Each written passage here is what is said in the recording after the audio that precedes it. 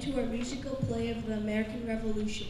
We hope you enjoy our show and learn a little about early America along the way. Our story begins in 1763 at the end of the French and Indian War.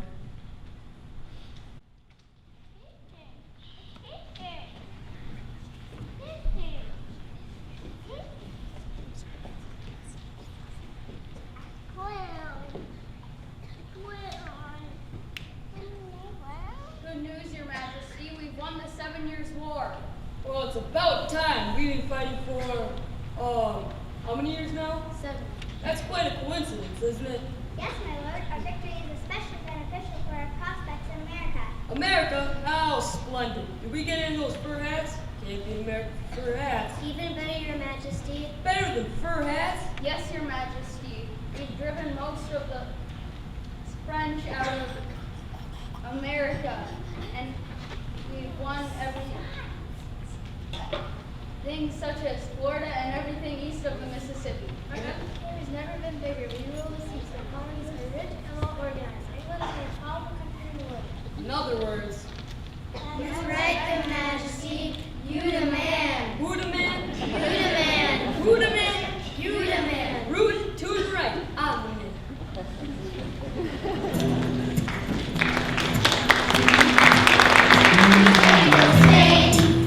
We fought the French. We whipped the world. Yeah, we're a mensch.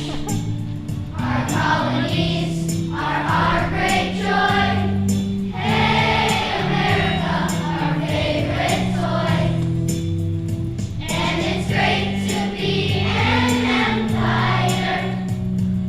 Everyone shines your shoes. And it's great to be an empire. Nobody can refuse. It's great to be an empire in its early days, in its early ways. It's great to be an empire, 'cause it pays.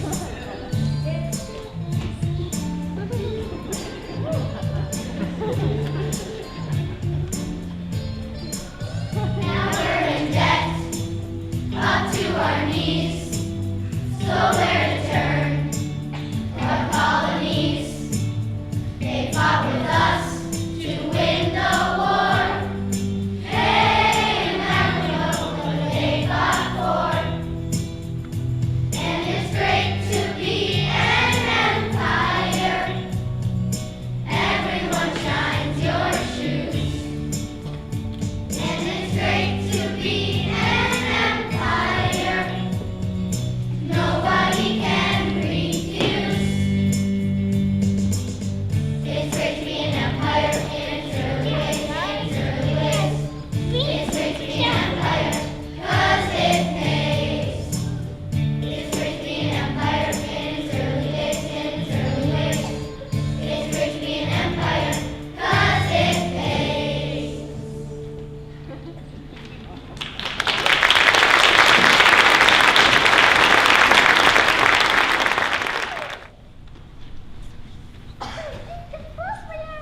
Although England became the most powerful country, the war was very expensive.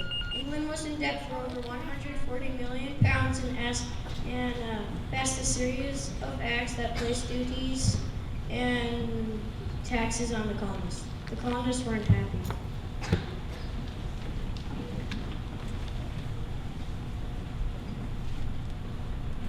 Back in the colonies, a secret society of merchants, craftsmen, lawyers, and doctors was formed to protect the rights of the colonists. They were called the Sons of Liberty. The group was formed in Boston during the summer of 1765. The same groups exist in every colony.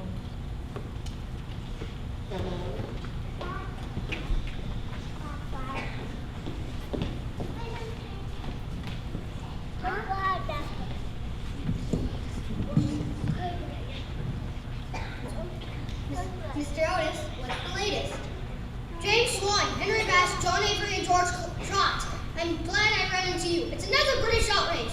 They've passed the Townshend Act, which put import duties on just about everything. I didn't think this could get any worse. We already had the Pet Act, the Wool Act, the Iron Act, the Currency Act, and the Sugar Act. I know, the British just can't get their acts together. Remember the Stamp Act? A direct tax on everything we printed, from cards to calendars. I loved what you said. What was it? Taxation without representation is exploitation. Tyranny. What?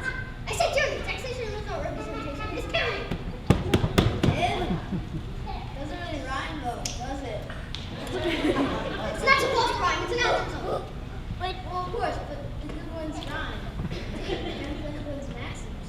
He that goes to Barland goes to Sourley. Those strokes fell for oaks. Cloud equals slivery sweet. Okay, I get it. The point is, reverse are not treating us as equals, but as subjects. They've prohibited us from sailing beyond the Appalachians. They've even started enforcement navigation laws, so all commerce between England and here must be by British vessels. You're right, we've got to stop.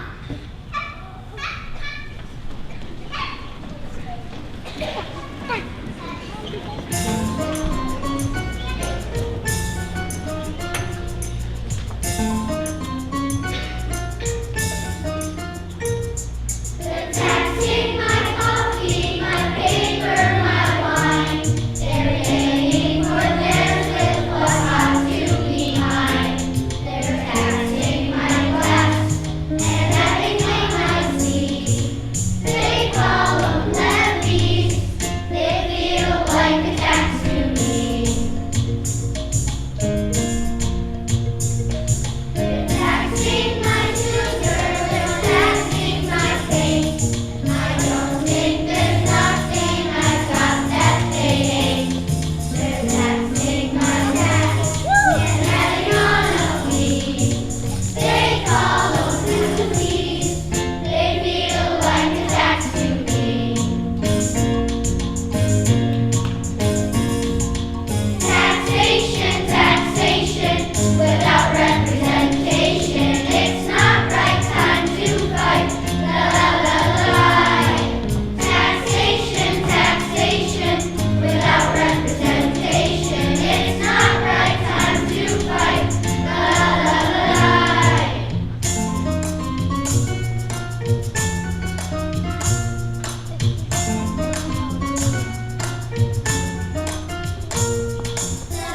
Act, the Wool Act, the Iron Act too. The Townsend Act, Greenville Act, what can we do? So what else is left? They wouldn't touch my teeth. They call them acts, but they feel like a tax to me.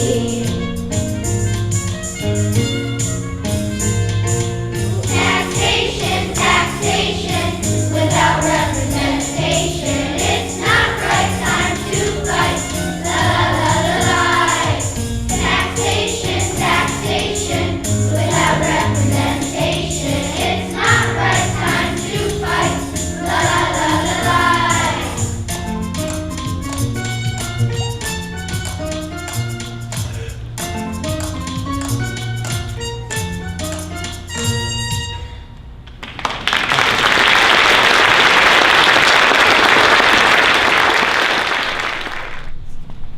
It was a cold, rainy day, December 16, 1773.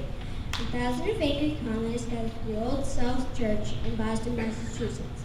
It was the first step toward freedom of our great nation, the United States of America.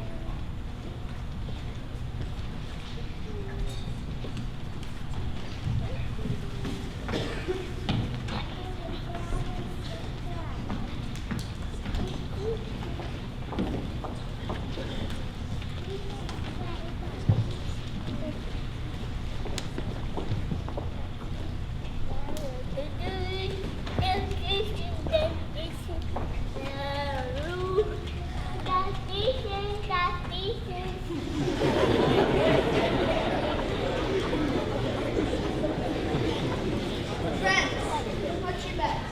Old England and Crazy King George III are asking for taxes on a food trade. Team, this is the last time I know Bostonians. You tell them, Sam! Until you fight the Towson Acts, you refuse to import English goods and pay the duties. And what did they do? They sent warships into our harbor. Do we relent? Never! What about the Boston Massacre? Right, the British shot and killed 3 unarmed colonists. Do we give up? Never! Finally, we had to repeal the Towson Acts in 1770. Yes! Here we are, things there. They passed the Tea Act. Are you going to keep on paying the tax on tea? Never! No more taxes! They've shipped a $500 million pounds of tea to America, driving down the price of tea. Are we going to buy it? Well, are we? Come on, Mr. Adams, we've got to have a spot of tea. Yeah, I mean, we're only human. And the prices are so low. Listen to me. Today's tea, tomorrow's sugar. If we allow more taxes, they'll take all our money without giving us anything in return. It's not about the money, it's the fact that a distant country is trying to keep more colonies. Are we going to keep on letting the British kick us around? It's time for action! Right! The tea out of the British ships must not land on American soil. If it does, a tax will be due upon it. We must destroy tea. Are you with me? Yes! Yes! Yes!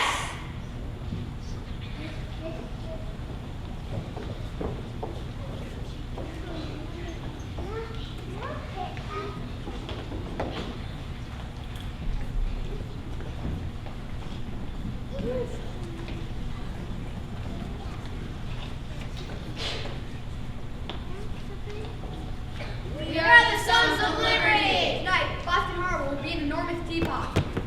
The crowd, the colonists, and some leaders and businessmen disguised as Mohawk Indians went to Boston Stock to board the ship that were loaded with tea. Tonight they would do something that would change the history of our country. Throw all the tea boxes into the sea. Don't leave any box aboard the ship. The British must know they're against them. That's the tea we found. Or you're not to damage anything else.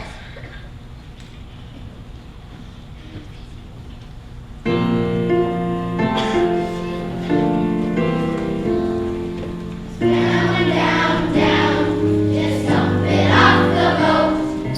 Down, down, down, let's see if it can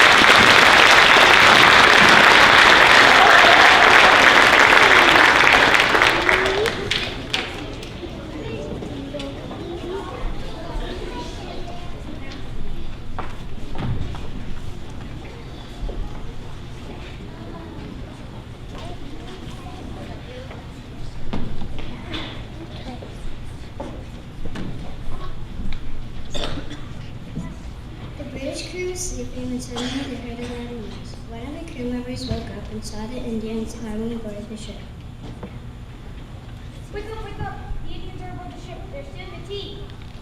Come on, we're very tired. I'm telling you, the Indians are here. Indians, let's stop them. The redcoats are here.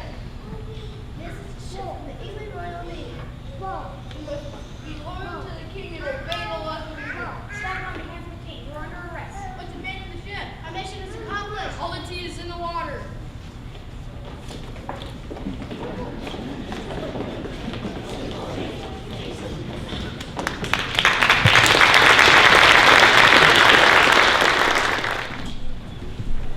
In London, an angry King George quickly responded to this Boston Tea Party. He had Parliament pass several laws that punished Boston and the Massachusetts colony as a whole. They included shutting down the port of Boston, clamping down on smuggling, and limiting local control of the government. Americans called these laws the Intolerable Acts.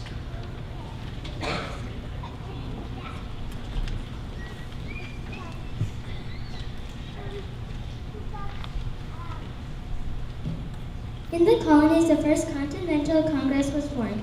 55 men gathered, including John Sam Adams, George Washington, John Hancock, and Patrick Henry.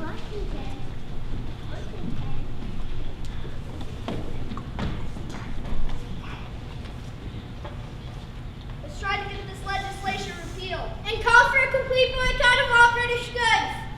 I fear that the British are growing more powerful. We need to begin to collect muskets, weapons, gunpowder, and supplies. I propose we break free for Britain and become the United States of America. Here! I know not what course others may take, but as for me, give me liberty or give me death.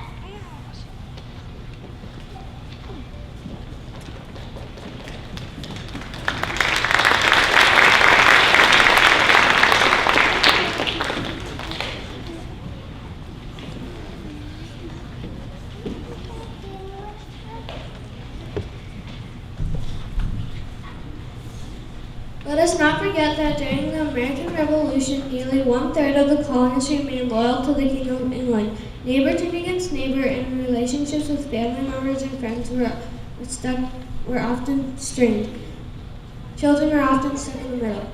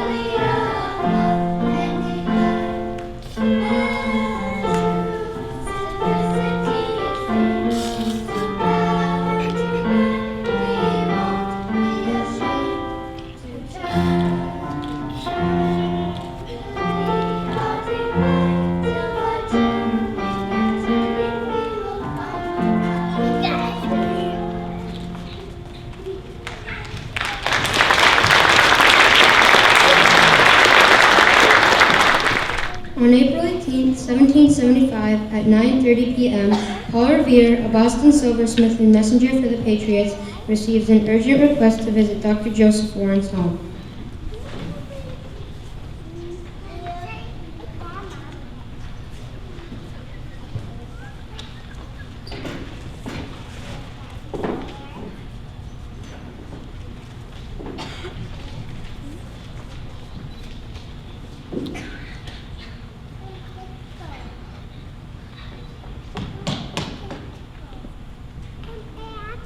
The British are about to march to Lexington to arrest Sam Adams and John Hancock.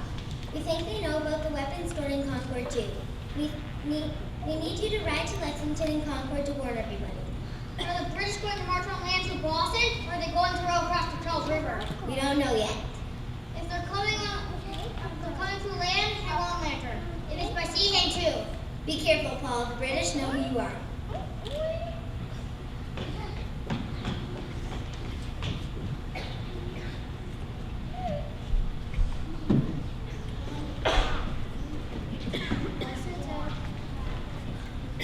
Also, Tony's journey from Paul sets out on his journey from Boston to Lexington.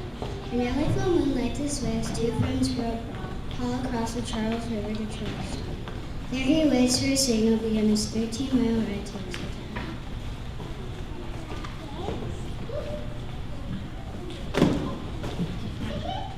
There are two lanterns hanging in the tower, Paul. The British are rowing across the river. They won't be far behind you.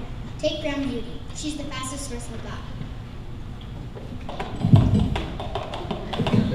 The British are coming! Arm yourself! The British are coming! Stop making all that noise! Noise? No more noise than this before long! The British are coming!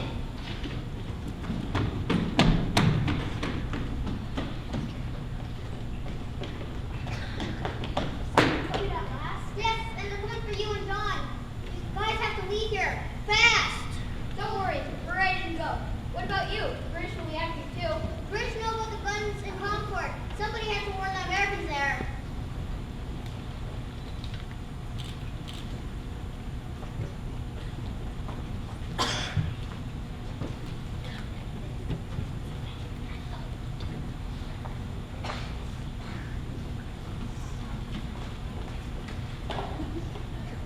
I came a different way just in case you didn't make it. I'm glad to see you did. The British are everywhere. They know that Sam and John lost Lexington. Well, we got a head start. We'll make it to Concord. We should try to split up if we run into the British. That way, one of us will be able to make it to Concord.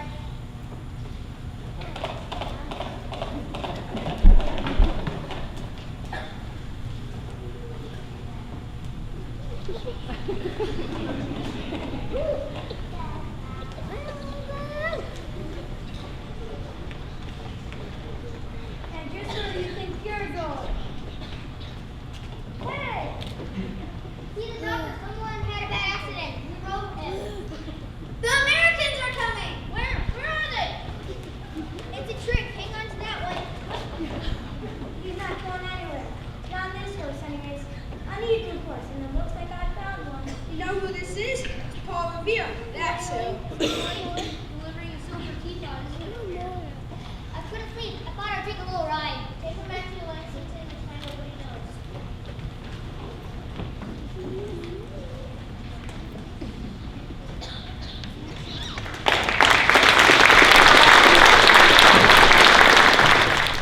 Within minutes of the warning, about 70 Lexington militiamen gather on Lexington Green, summoned by the town drummer.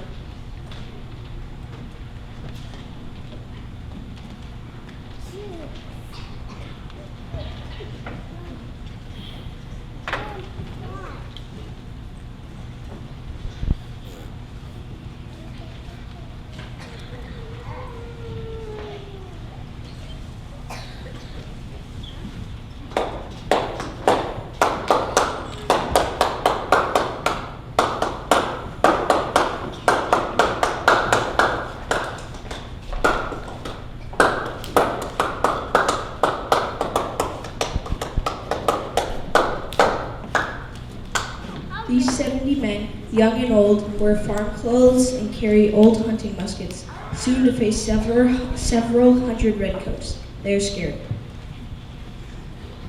Stand your ground. Don't fire unless carried upon first, because they need to have a warrant that it get here. The men of Lexington waited more than 4 hours for the redcoats. On the way into battle, the British played loud music. It cheered up the soldiers and gave them courage. Yankee Doodle, also known as the Lexington March, was played on the march to Lexington.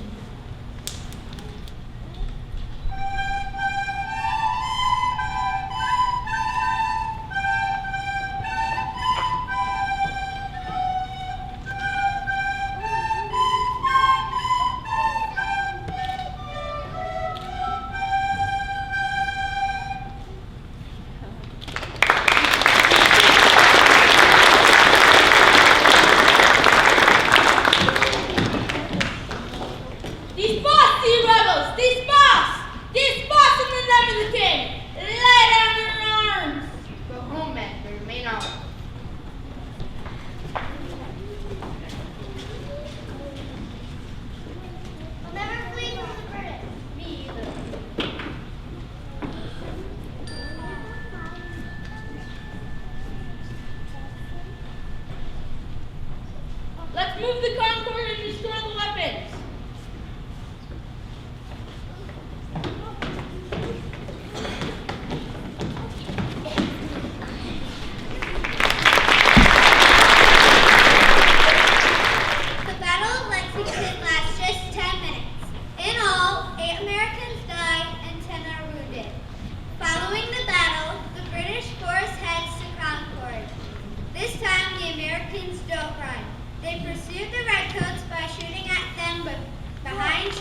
No hugs. Come out and fight like we do. I tell you, it ain't right. They should stand up and fight like we do. Yeah, instead of sneaking around with those fur caps and deerskin coats all quiet like you can't even see them. It ain't fair. I mean, look at us, all polished up bright and red. They can see us coming miles away. That's the proper way to fight. Exactly. We stand up straight and wait our turn to shoot and be shot at. It's gentlemanly, none of the skulking around. Well, I'm on to. Well, I'm on to him. You ain't gonna see one of them Minutemen sneaking up on me. No siree.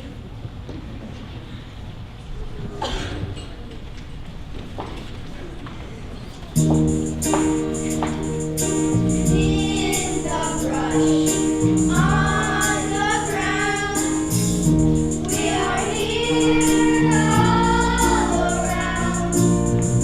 In the street, in the tree, bet you can't find me, boys, bet you can't find me, bet you can't find me. In the in your tent, in your boots, over here, in your tea. Bet you can't find me, boys, bet you can't find me, bet you can't find me. Brown, brown, brown looks good on me. It's the color of the three. Brown, brown, brown, oh, brown looks good on me. It's the color of the three. It was that all needs around. Was that bump in your stocking? Was that itch on your knee? Bet you can't find me, boys, bet you can't find me, bet you can't find me, oh, bet you can't find me.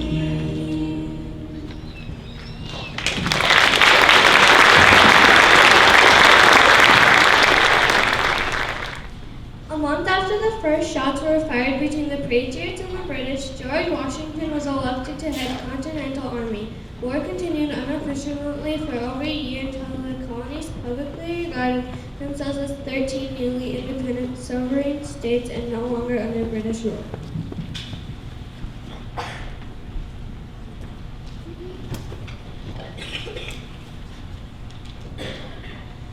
On Independence 1776 by Dr. Jonathan Mitchell Sewell I of New Hampshire.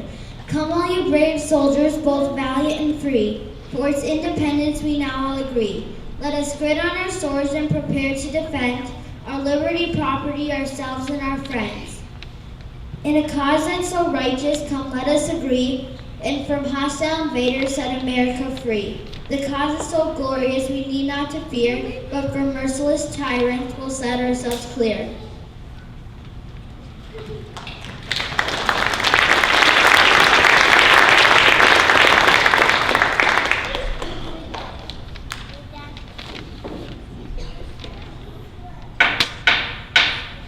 Hear ye, hear ye, on this day, July 4th, 1776, the Second Continental Congress is now in session in Independence Hall, Philadelphia. The Honorable John Hancock is now presiding.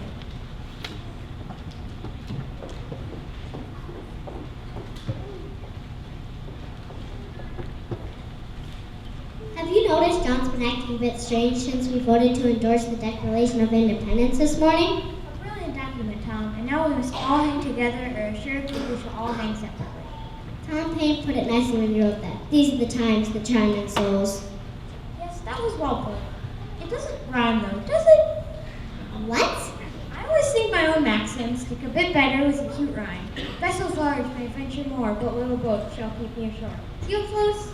Sure, Ben, but I don't think... Oh, remember this? Here skull lies snug as a bug in a rock. What exactly does that mean? That's not the point. I've got 4 rhyming words there out of 10. That's a 40% rhyme rate. You won't find that out of any of the British poets. Try Shakespeare or Poe. They've got a 10, maybe 15% rhyme rate max. That's great, bad. Grade is crucial. The British may have better trained soldiers. They may have more money, experience, and weapons. But America has the rhymes. Victory will be ours. Uh-oh, here comes John Hancock. Where is it? Where is it? What are you looking for? The Declaration of Independence. Quite exciting, isn't it? You bet. Where is it? Here in Tom's head. He wrote it. Tom, is that bit about the self-evident truths again? We hold these truths to be self-evident, that all men are created equal and that they are endowed by their Creator with certain unalienable rights, that among these are life, liberty, and the pursuit of happiness. Yeah, that's great. But where is it? Where's the parchment itself? I'm ready. Ready for what? Ready to sign it, of course. John, I told you this morning, the final document is being written and won't be ready to sign for a month or so. But I'm ready now. I've been practicing.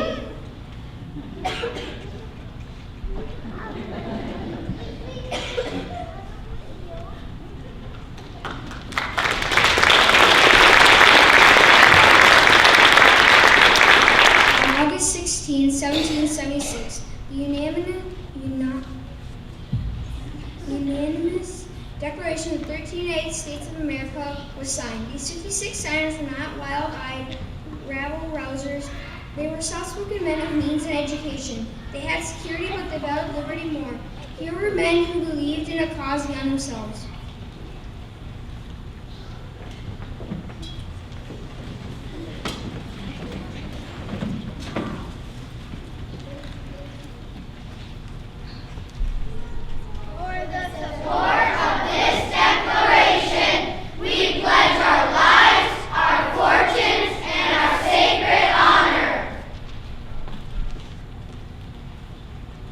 I, John Hancock, President of this Congress, will be first assigned to proclaim that we are no longer part of the British Empire.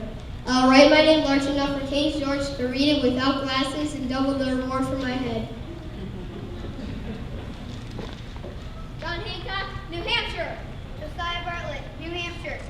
William Whipple, New Hampshire. Matthew Thornton, New Hampshire. Samuel Adams, Massachusetts Bay.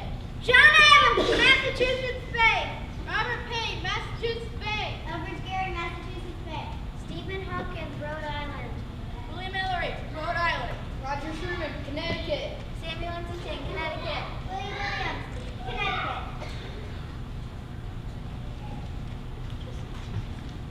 Oliver Wilcott, Connecticut. William Floyd, New York. Philip Livingston, New York. Francis Lewis, New York. Lewis Morris, New York. Roger Stockton, New Jersey. John Witherspoon, New Jersey. Francis Hopkins, New Jersey. John Hart, New Jersey. Abraham Clark, New Jersey. Robert Morris, Pennsylvania. Benjamin Franklin, Pennsylvania. John Morton, Pennsylvania. George Clymer, Pennsylvania. James Smith, Pennsylvania. George Taylor, Pennsylvania. James Wilson, Pennsylvania. George Ross, Pennsylvania. Caesar Rodney, Delaware. George Reed, Delaware. Thomas McKean, Delaware. Samuel Chase, Maryland. William Paco, Maryland. Thomas Stone, Maryland. Charles Carroll, Maryland. George Witt, Virginia. Richard Henry Lee, Virginia. Thomas Jefferson, Virginia. Benjamin Harrison, Virginia. Thomas Nelson Jr., Virginia. Lightfoot Francis Lee, Virginia. Carter Braxton, Virginia. Millie Hooper, North Carolina. Joseph Hughes, North Carolina. John Penn, North Carolina. Edward Rutledge, South Carolina. Thomas Hayden Jr., South Carolina. Thomas Lawrence Jr., South Carolina. Arthur Mills in South Carolina. Bud Gwinnett, Georgia. Lyman Hall, Georgia. George Johnson, Georgia.